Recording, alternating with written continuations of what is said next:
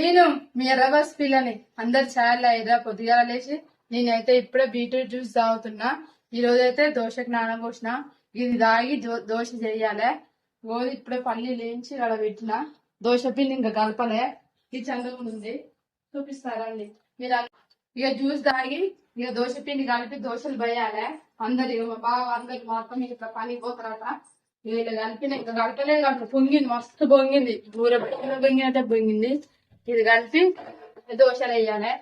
మీరు అందరు ఏమేమి టిఫిన్ చేసుకోరో కామెంట్ చేయండి. ఇక దోశలు పోద్దామని నేనైతే గ్యాస్ కాడికి అయితే పోయినా. ఇక మా బావుండి నేను పోతా అని ఒకటే ఉరుకులాడుతాడు. సర్లే ఆయన పోయి అని పోపిస్తానా.